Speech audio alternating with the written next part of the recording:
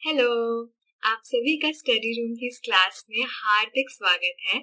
आज हम कक्षा 10 के विज्ञान के एनसीईआरटी सिलेबस का छठा अध्याय पढ़ने वाले हैं, जिसका नाम है जैव प्रक्रम। इसे हम इंग्लिश में लाइफ प्रोसेसेस बोलते हैं।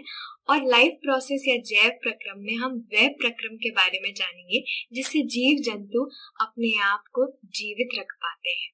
वे कौन सी शरीर में गतिविधियां हैं जिनके कारण वे जीवित रह पाते हैं और वे किस प्रकार से होती हैं, ये हम इस अध्याय में पढ़ने वाले हैं। तो सबसे पहले तो इस प्रश्न का उत्तर जानना आवश्यक है कि जिंदा रहने से क्या तात्पर्य है। अब कुछ प्रश्न हैं जो मैं आपसे पूछ रही हूँ, आप उनका उत्तर बताइएगा। क्या हम सोते समय जीवित रहते हैं?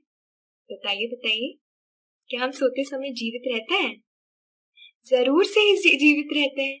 सोते समय हमारा मस्तिष्क काम कर रहा होता है, हमारी दिल की धड़कनें चल रही होती है, हमें सपने आ रहे होते हैं। कोई भी जीव जंतु जो भी है वे सोते समय मर नहीं जाते हैं।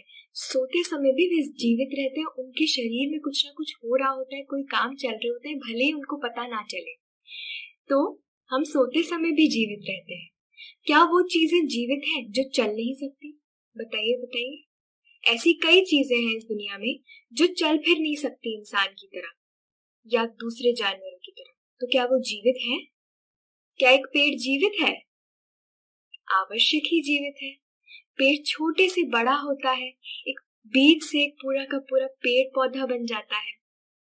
तो पेड़ इधर से उधर चल तो नहीं सकता, पर उसमें कोई वृद्धि तो आती है, उसका विकास तो होता ही है। ऐसी कोई अगर ऐसा जीव है जो चल फिर नहीं सकता, तो उसको हम ये नहीं कह सकते कि वो चल नहीं सकता इसलिए वो जीवित नहीं है। वो चल सकता है, इस ये कोई जीवन का प्रमाण नहीं है कि चलना फिरना ही जीवन का प्रमाण है। तो जो चीजें चल नहीं सकती, क्या वो जीवित है? हाँ, वो जीवित हो सकती है। अब ऐसे तो ये भी देख लो, अब ऐसे बहुत सारे हम देखते हैं, सड़क पे कार जा रही होती है, ट्रेन जा रही होती है, क्या वो जीवित है? नहीं। वो कार ट्रेन चल तो रही है, लेकिन उन्हें कौन चला रहा है? इंसान चला रहा है। ऐसे बहुत सारी चीजें हैं जो चलती हैं, लेकिन उन्हें कोई चला रहा होता है, वो खुद से नहीं चलती। और अगर खुद से भी चलती है तो जरूरी नहीं है कि वो जीवित ही हो। तो इसके बारे में हम आगे पढ़ेंगे। क्या पौधे जो हरे नहीं दिखते वे जीवित होते हैं? ऐसे कई पौधे होंगे जो आपने देखे होंगे जो हरे भरे नहीं होते, क्या वो जीवित हैं? बताइए बताइए। हाँ, ऐसे कई पौधे होते हैं जिनकी पत्तियां जो होती हैं वो कोई दूसरे रंग की होती हैं, जैसे कि कोई भूरे रंग की हो या कोई दूसरे रंग की हो। पर क्या उसका ये अर्थ है कि वो जीवित नहीं है? कुछ ऐसे पौधे होते हैं जिनकी पत्तियां मुरझा के सारी गिर जाती हैं और उनमें कोई पत्तियां ही नहीं बचती हैं। साल में जब पतझड़ का मौसम आता है तो ऐसा होता है ना कि कई पौधे, उनकी सारी पत्तियां गिर जाती हैं और उनमें कोई हरा हरा रंग नहीं बचता।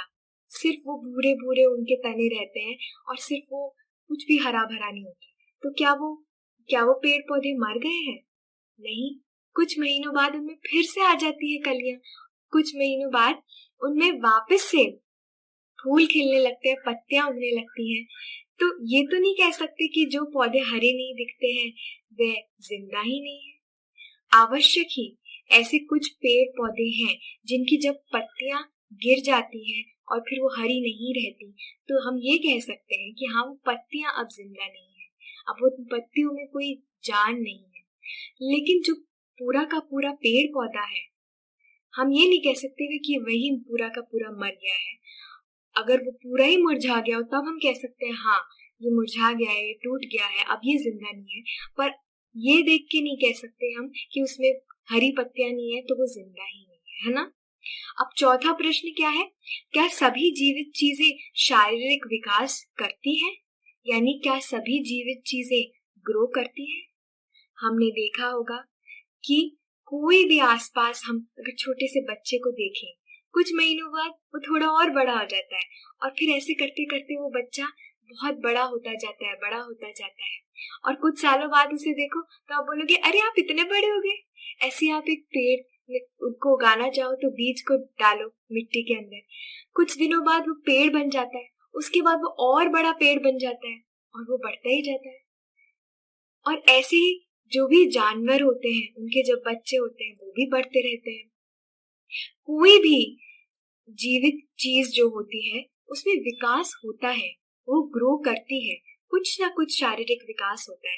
हो सकता है हमें पूरी तरीके से वो दिखे ना, हो सकता है हमें पूरी तरीके से समझ ना आए कि ये बड़ी है या नहीं, इसमें विकास हुआ है या नहीं, लेकिन अगर वो जिंदा है तो उसमें कुछ ना कुछ अंतर तो आया होगा, कोई ना कोई विकास तो हुआ ही होगा। जब से वो पैदा हुई है तब से उसमें कुछ ना कोई वृद्धि तो आई होगी। तो हम ये कह सकते हैं कि जो जीवित चीजें होती हैं उनमें शारीरिक विकास किसी न किसी प्रकार से और हर जीव में अलग अलग प्रकार से होता ही है, भले ही हमें वो दिखे ना। तो क्या हम ये कह सकते हैं कि सभी जीवित चीजें या तो चलती हैं या शारीरिक विकास करती हैं? देखिए, चलने का अर्थ यही नहीं होता कि इधर से उधर चलना जैसे इंसान चलते हैं। चलने का अर्थ है मूवमेंट, कुछ उनमें गति हो रही हो। तो कोई भी चीज, जैसे कि एक पेड़ की बात करें, वो इधर से उधर ऐसे चल तो नहीं सकता इंसान की तरह, पर उसके अंदर कोई ना कोई गतिविधि हो रही होती है। कभी उसके पत्ते मुरझा रहे होते हैं, कभी नए पत्ते आ रहे होते हैं, कभी फूल आ रहा होता है, तो कभी वो फूल क्या बन जाता है, वो फूल बन जाता है एक फल। हम ऐसी कई गतिविधियां, कई गति देखते हैं किसी जीवित चीज में, पेड़ में भी जो चल फिर नहीं सकता। तो जब हम कह रहे हैं कि कोई चीज अगर चल सकती है, उससे हमारा ये तात्पर्य है कि क्या उसमें कोई मूवमेंट आ रहा है, क्या उसमें कोई गति आ रही है। तो हाँ, ये हम जरूर आवश्यक तरीके से कह सकते हैं कि कोई भी अगर जिंदा चीज होती है, कोई भी जीवित अगर जंतु होता है, तो उसमें कोई ना कोई गतिविधियां, कोई ना कोई गति तो होती है, मूवमेंट होता है। और दूसरी चीज, उसमें शारीरिक विकास भी होता है।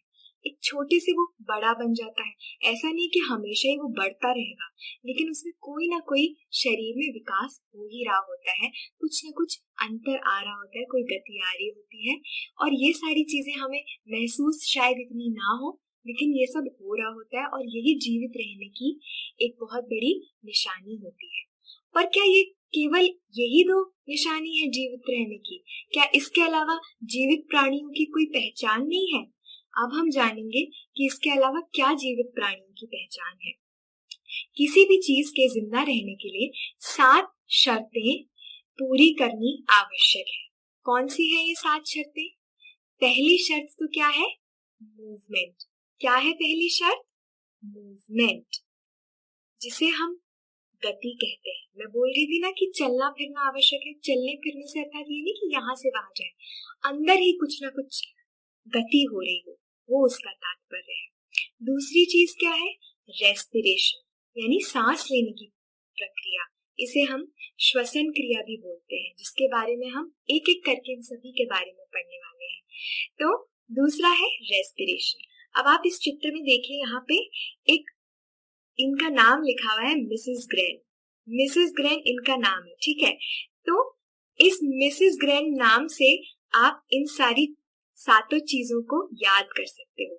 एम का अर्थात है मूवमेंट यानी गति, आर का मतलब रेस्पिरेशन श्वसन क्रिया, तीसरा क्या है? सेंसिटिविटी यानी संवेदनशीलता। संवेदनशीलता आपने कभी देखा होगा कि कभी कोई आपको छूता है तो आपको तुरंत महसूस होता है कि मुझे किसी ने छुआ। ऐसे ही पेड़ों को भी महसूस होता है। अगर आप किसी जो पेड़ है उसका नाम है छुई मुई, अगर आप उसे छू लेते हैं तो उसकी पत्तियां सिकुड़ जाती हैं। आपने कभी देखा है ऐसे होता हुआ? तो ऐसे जो पेड़ हैं उनको भी समझ आ रहा होता है कि कुछ ना कुछ हुआ है। वो संवेदनशीलता उनमें भी होती है, सेंसिटिविटी उनमें भी होती है। तो ये हमारा तीसरा शर्त है। चौथी शर्त क्या है हमारी? ग्रोथ अर्थात वृद्धि होना, ये जीव। तो ग्रोथ होना क्यों आवश्यक है? आपको पहले ही मैंने बोला था कि अगर किसी चीज में विकास नहीं हो रहा होगा तो हम उसको जिंदा कैसे बता सकते हैं? जिंदा रहने के लिए विकास की, शारीरिक और किसी भी प्रकार की वृद्धि की आवश्यकता होती है। पांचवी चीज जो हम बोलेंगे वो रिप्रोडक्शन है। आर अर्थात रिप्रोडक्शन, प्रजनन। अगर किसी जीव जंतु में प्रजनन, रिप्रोडक्शन की क्षमता है तो वह जीवित है, जिंदा है। छठी चीज क्या है? एक्सक्रीशन यानी मल त्याग, ये है ई, ठीक है। एक्सक्रीशन मल त्याग कोई भी जिंदा चीज एक्सक्रीट करती है अपने अंदर, जो भी उसके गंदगी होती है, जो भी ऐसे चीजें निकलती हैं अपने कार्य करते हुए, उस सबको वो निकालना पड़ता है। इन सब, ये मलत्याग, एक्सक्रीशन भी एक पार्ट होता है, किसी भी चीज के जिंदा रहने की एक शर्त होती है। और सातवां जो है वो है न्यूट्रिशन यानी पोषण, यानी ये एन। तो न्यूट्रिशन यानी पोषण, ये तो आपको पता ही है। अगर हम कुछ खाएंगे पिएंगे नहीं, अगर कोई भी जीव जंतु, अगर कोई इंसान, कोई भी जीव जीवित है, तो उसके लिए ये जरूरी है कि वो कुछ खाए, कुछ पिए। जरूरी नहीं है कि वो उस तरह से ही खाए जिस तरह से इंसान खाते हैं, चबा चबा के फिर पचाते हैं। उनके सबके खाने का अलग तरीका होता है, वो सब हम एक एक करके पढ़ेंगे। लेकिन अभी आप ये जान लीजिए कि बिना पोषण के चीज जिंदा नहीं रह सकती। तो कौन कौन से 7 तरीके हैं, आप मेरे साथ रिपीट करिए। मिसेस ग्रेन, कौन कौन से हैं? मूवमेंट यानी गति, रेस्पिरेशन यानी श्वसन क्रिया, सेंसिटिविटी यानी संवेदनशीलता, ग्रोथ यानी वृद्धि, रिप्रोडक्शन यानी प्रजनन, एक्सक्रीशन यानी मलत्याग, और न्यूट्रिशन यानी पोषण। तो ये हमारी 7 शर्तें हो गई जिनको पूरा करना एक जीव के लिए आवश्यक है, किसी चीज के जिंदा रहने के लिए आवश्यक है। और इसे हम शॉर्ट में याद करने के लिए मिसेस ग्रेन के नाम से भी याद कर सकते हैं। अब हम पढ़ेंगे कि अब आपसे एक्चुअली प्रश्न हम पूछेंगे, क्या एक विषाणु या फिर एक कंप्यूटर वायरस जीवित है? क्या आपने चिकन पॉक्स, खसरा, कोविड या फ्लू के बारे में सुना है? कोविड के बारे में तो आपने सुना ही होगा। खैर, सारी जो बीमारियां होती हैं जैसे कोविड, ये सब जैविक वायरस के कारण होती है। और ये जो वायरस होते हैं, ये केवल कोशिकाओं के अंदर होने पर ही खुद को दोहरा सकते हैं या कॉपी कर सकते हैं। जब ये किसी शरीर के अंदर घुसते हैं, जैसे इंसान के शरीर के अंदर, फिर ये इंसान की जो कोशिकाएं हैं, हमारे जो छोटे छोटे सेल्स होते हैं, उनके अंदर जाके ये अपने आप को मल्टीप्लाई करने लगते हैं, यानी दोहराने लगते हैं, अपने आप को अपनी संख्या को बढ़ाने लगते हैं। तो एक भी वायरस अगर अंदर घुस जाता है तो अपने आप को उसका बढ़ावा देने लगता है, अपने को 2-3 में परिवर्तित कर देता है, फिर वो 2-3, 4-5 में कर देते हैं। इस प्रकार से वो बढ़ने लगता है। तो ये तभी कर सकता है वायरस जब वो कोशिका के अंदर जाए। जब तक वे कोशिका को संक्रमित नहीं करते, तब तक वे कोई आणविक गति यानी मॉलिक्यूलर मूवमेंट नहीं दिखाते। तो क्या आपको लगता है वे जीवित है?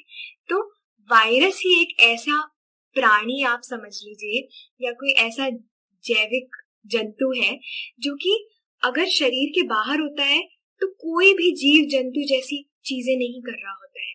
जैसे हमने वो 7 शर्तें बताई थी ना, एक जीव के लिए कौन सी 7 शर्तों की आवश्यकता होती है, उनमें से कुछ भी वायरस कुछ नहीं कर रहा होता, बस इधर उधर ऐसे उड़ रहा होता है, मतलब इधर से उधर जा रहा होता है। वो भी खुद ऐसे नहीं जा रहा होता है मूवमेंट करे, इधर कोई खास देता है तो वहां उड़ के चला जाता है ना।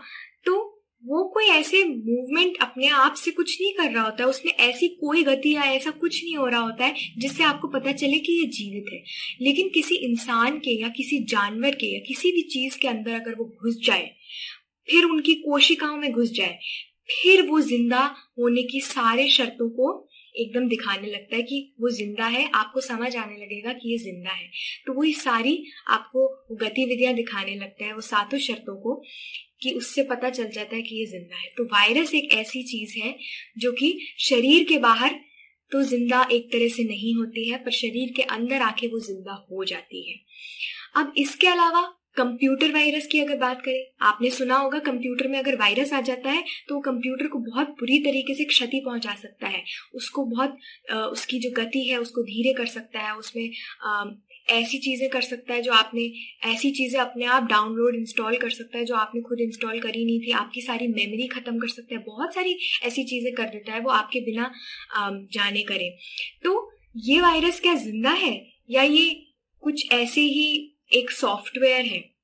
डेफिनेटली ये जिंदा तो है नहीं, ये सिर्फ खुद को कॉपी कर रहा है। जिस प्रकार से हमारे शरीर में वायरस कॉपी करने लगता है ना, वैसे ही वो कॉपी कर रहा है, लेकिन वो जीवित नहीं है, वो जैविक वायरस नहीं है, वो बस एक तरह का मॉलवेयर, सॉफ्टवेयर कुछ ऐसा है जो कि एक एक कंप्यूटर में जाके उसको खराब कर रहा है, लेकिन वो एक जैविक वायरस नहीं है, वो सिर्फ एक कंप्यूटर वायरस है, तो वो जीवित नहीं है। ठीक है, तो अब हम आगे बढ़ते हैं। अब हम जानेंगे कि अणुजीव कैसे बनाते हैं, यानी कि हाउ मॉलिक्यूल्स मेक ऑर्गेनिजम्स। तो आप इस चित्र को देखिए पहले। तो इसमें आप देख सकते होंगे कि किस प्रकार से जो अणु हैं वो प्रकोष्ठों को बनाते हैं, फिर वो मिलके उत्तकों को बनाते हैं, फिर वो उत्तक जब मिलते हैं तो अंग बनाते हैं, अंग जब मिलते हैं तो अंग प्रणाली बनाते हैं, और अंग प्रणाली मिलकर एक पूरे जीव को बनाते हैं। क्या है इन सब का अर्थ? छोटे छोटे अणु जो होते हैं जब वह मिलते हैं तो क्या बनता है? प्रकोष्ठ बनते हैं। क्या बनता है? प्रकोष्ठों को बनाते हैं, है ना। फिर प्रकोष्ठ बन के क्या करते हैं? जो समान रूपी प्रकोष्ठ होते हैं वो एक स्पेसिफाइड तरीके से एक दूसरे से मिलते हैं और फिर वो उत्तक बनाते हैं, जिसे हम टिश्यूज भी कहते हैं। अब ये टिश्यूज जब मिलते हैं, जो समान रूपी टिश्यूज होते हैं, एक जैसे होते हैं, वो एक दूसरे से मिलते हैं और वो अंग बनाते हैं। अंग बनाते हैं जैसे कि हमारा जो दिल है, हमारा जो मस्तिष्क है, ऐसे ऐसे अलग अलग अंग बनाते हैं। अब जो ये अंग है वो पूरे के पूरे सिस्टम्स को बनाते हैं, यानी ऑर्गन सिस्टम्स को बनाते हैं। अंग प्रणाली, जैसे इस चित्र में आपको जो दिख रहा है वो डाइजेस्टिव सिस्टम है, इससे हमें पोषण मिल पाता है। तो ये जो अंग प्रणाली है, ऐसे बहुत सारी अंग प्रणाली होती है एक जीव में, और ये सारी अंग प्रणालियां जो हैं अलग अलग, जो अलग अलग काम करती हैं, उन सब के बारे में हम आगे आने वाले चैप्टर्स में पढ़ने वाले हैं। तो ये सारी अंग प्रणालियां जो हैं वो ऐसे मिलती है और उससे फिर एक जीव बनता है, जो इस पिक्चर में आपको दिख रहा होगा, जैसे शाहरुख खान है। तो सभी जीवों के अंदर, सभी जीव तो नहीं कहूंगी, जो बहुकोशीय जीव होते हैं यानी मल्टी सेलुलर ऑर्गेनिजम्स होते हैं, और हाईली डिफरेंशिएटेड ऑर्गेनिजम्स होते हैं, यानी कि जैसे इंसान है या कोई शेर है, ये जो सारे ऑर्गेनिजम्स हैं, ये जो सारे जीव हैं, इनमें इस प्रकार का विभाजन होता है। पर बहुत सारे एक कोशिकीय जीव भी होते हैं जिनमें एक ही कोशिका होती है, और एक ही कोशिका उन सारे अंगों का, उत्तकों का, अंग प्रणालियों का काम कर रही होती है, जो कि एक इंसान में इतनी सारी विभाजित चीजें करती हैं। तो जैव प्रक्रम, फाइनली अब हम लाइफ प्रोसेस या जैव प्रक्रम को डिफाइन करने वाले हैं। तो जो पर्यावरण है वहां क्या होता है, उस पर्यावरण के कारण जीवों में अणुओं या मॉलिक्यूल्स को तोड़ने की प्रक्रिया होती है। जो पर्यावरण है वो जीवों में मॉलिक्यूल्स को तोड़ता है, इसलिए जीवित प्राणियों को अपनी संरचनाओं की मरम्मत और रखवाली करनी होती है, उनका रखरखाव करना पड़ता है।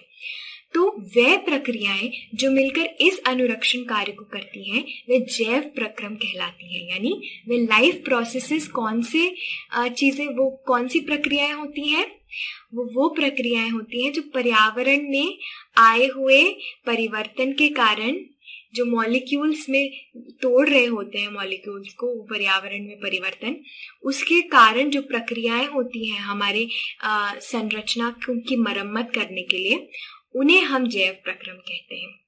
तो जो जीवों का अनुरक्षण कार्य होता है यानी मेंटेनेंस फंक्शंस होता है, वो निरंतर होना चाहिए। ये उस समय भी चलता रहता है जब कोई वह विशेष शिकार नहीं कर रहा होता है। जैसे कि मैंने बोला था ना कि जब हम सोते हैं, हमें कुछ नहीं पता चल रहा होता है, हमें सिर्फ सपने भी अगर आ रहे होते हैं तो हमें समझ नहीं आ रहा होता है कि हम जिंदा हैं या नहीं, पर हम जिंदा तो होते ही हैं। और ये हमारे जो कार्य होते हैं, मेंटेनेंस फंक्शंस होते हैं, अनुरक्षण कार्य होते हैं, वो तब भी चल रहे होते हैं जब हम सो रहे होते हैं, जब हम कुछ नहीं कर रहे होते हैं। हम पढ़ाई कर रहे हैं अभी बैठ के, तो हम पढ़ाई कर रहे हैं, हम इस चीज पे तो ध्यान नहीं दे रहे कि किस प्रकार से हमारे दिल है वो हर जगह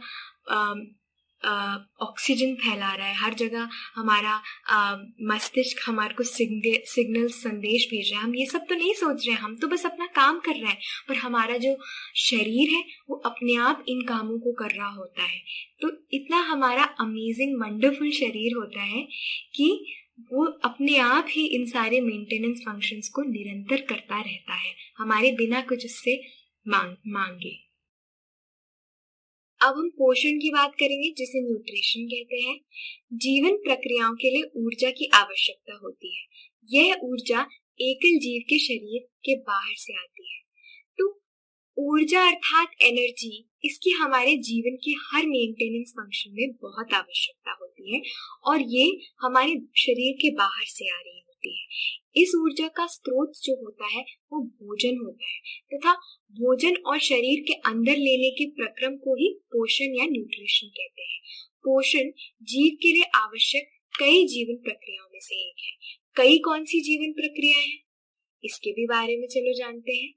पोषण के अलावा ऐसी कई जीवन प्रक्रियाएं हैं जिनके बिना हमारा शरीर नहीं जीवित रह सकता।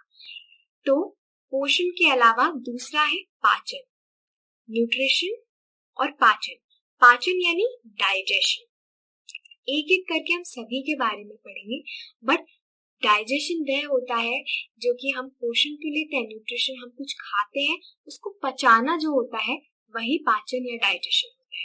तीसरा उपापचय यानी कि मेटाबॉलिज्म।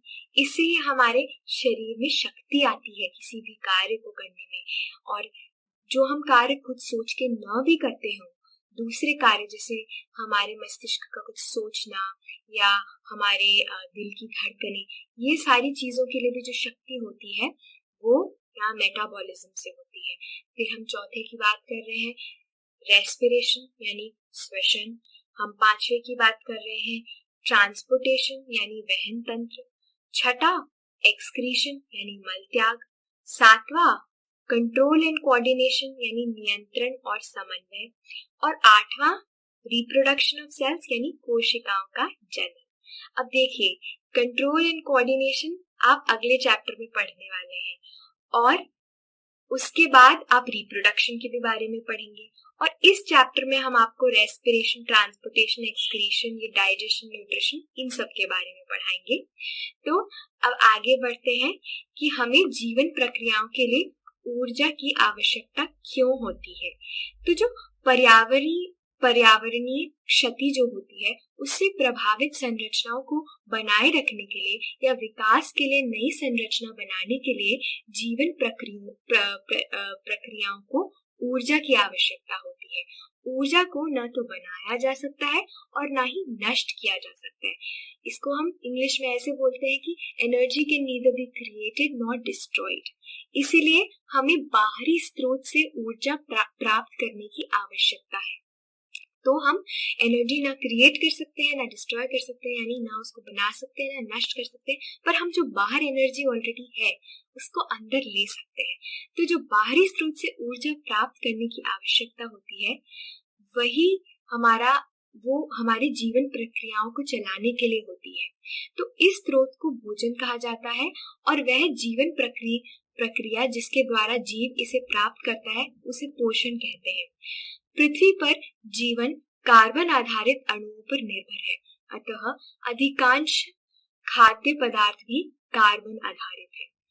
अब इन कार्बन स्रोतों की जटिलता के अनुसार विविध जीव भिन्न प्रकार के पोषण प्रक्रम को प्रयुक्त करते हैं, यानी कि अलग अलग जीवों में अलग अलग प्रकार से इन कार्बन स्रोतों को अपने अंदर लिया जाता है और उनको अपने अंदर यूज किया जाता है। तो हम एक एक करके इन सभी को पढ़ेंगे। पहले तो ये जानना आवश्यक है कि जो ये पर्यावरण में किसी जीव के नियंत्रण तो होता नहीं है, इसलिए ऊर्जा के लिए जो बाहर से स्रोत होते हैं वो विविध प्रकार के हो सकते हैं। तो जो शरीर के अंदर ऊर्जा होती है उन्हें इन स्रोतों की अलग अलग चीजों अलग अलग है, ये इनको एक समान रूप में करना पड़ता है।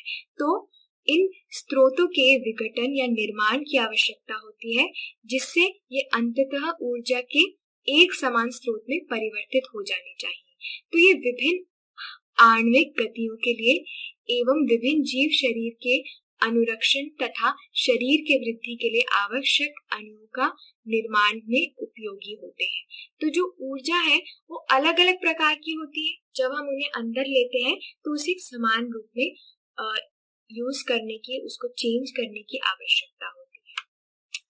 तो ऊर्जा के इन स्रोतों को तोड़ने के लिए शरीर के अंदर रासायनिक क्रियाओं की एक श्रृंखला की आवश्यकता होती है, यानी केमिकल रिएक्शंस, केमिकल एक्शंस की एक पर्टिकुलर श्रृंखला की आवश्यकता होती है।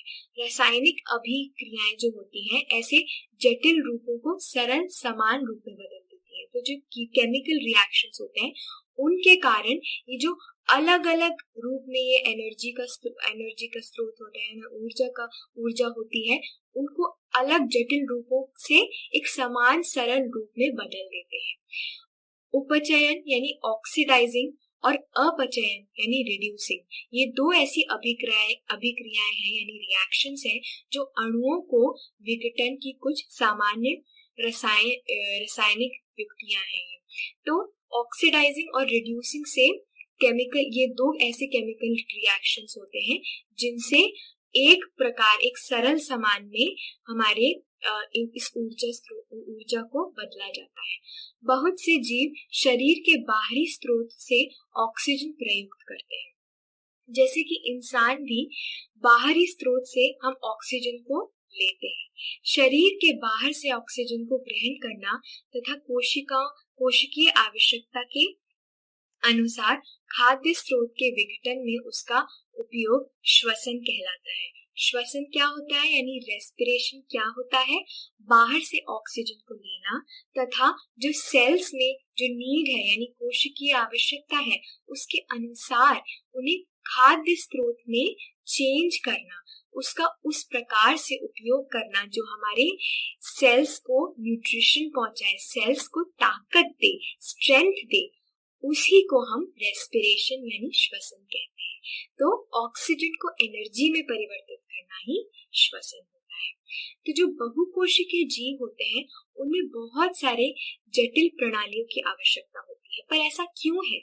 क्योंकि एक कोशिकीय जीव तो पूरी तरह उनकी जो पूरी सतह होती है वो पर्यावरण के संपर्क में होती है, तो जो पोषण प्राप्त करते हैं वे उनके लिए साधारण विसरण की ही आवश्यकता होती है, यानी सिंपल डिफ्यूजन ही उनके लिए पर्याप्त होता है।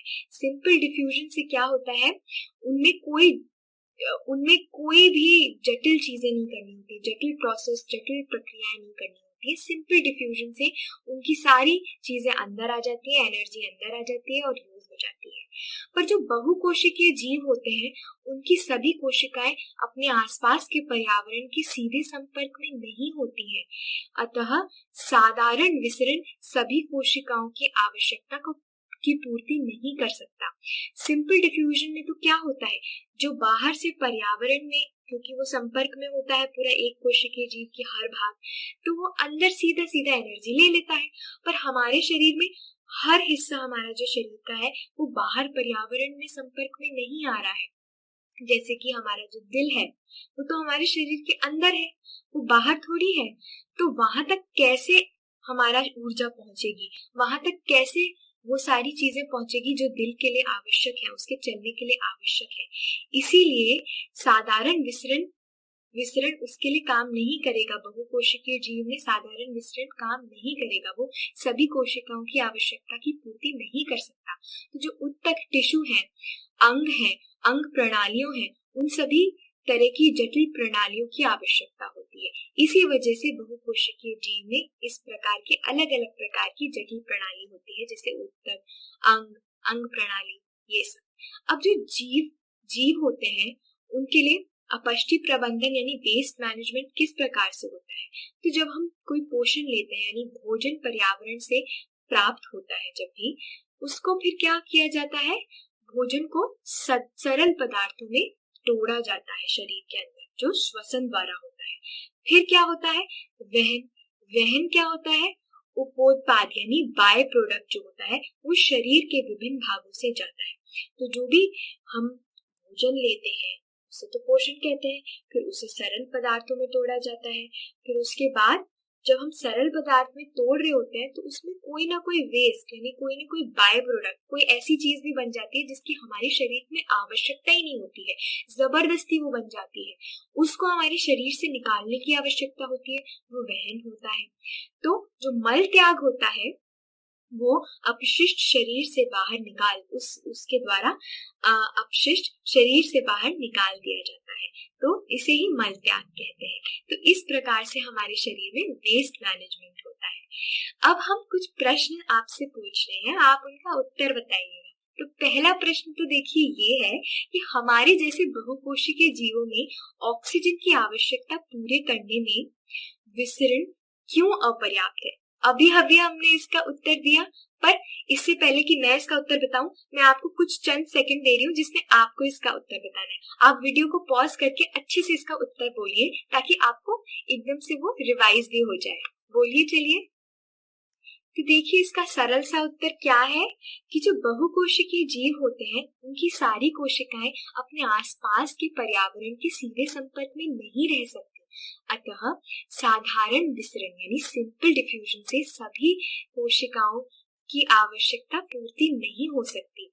इसीलिए उत्तक, अंग प्रणालियों, इन सभी तरह की जटिल प्रणालियों की हमें आवश्यकता होती है। तो यही इसका सरल सा आंसर था। चलिए अब हम नेक्स्ट प्रश्न का उत्तर दें। तो प्रश्न तो ये है कि कोई वस्तु सजीव है, इसका निर्धारण करने के लिए हम किस मापदंड का उपयोग करेंगे? चलिए बताइए। ये हमने पढ़ा था ना कि किस प्रकार से हम ये बता सकते हैं कि कोई वस्तु सजीव है, कोई जिंदा है।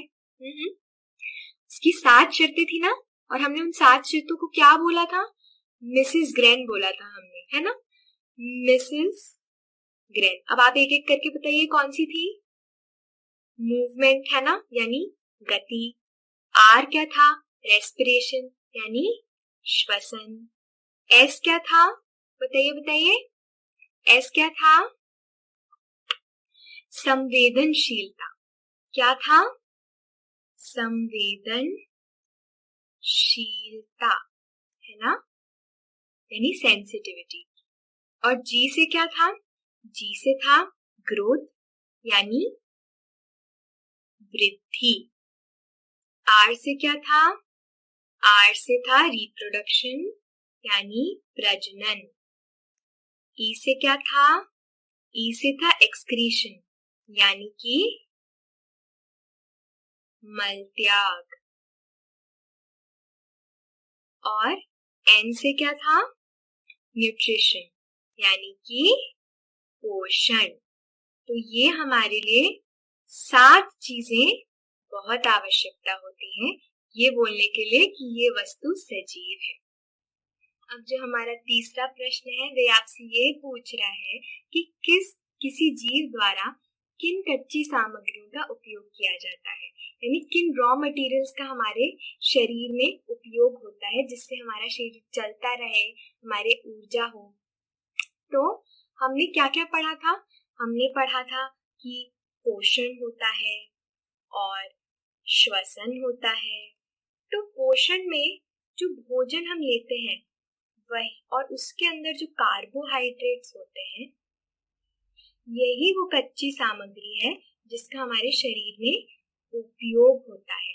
और श्वसन में क्या होता है? हम अंदर ऑक्सीजन लेते हैं, और जो ऑक्सीजन लेते हैं ये दूसरी कच्ची सामग्री है जिसका हमारे शरीर में उपयोग होता है।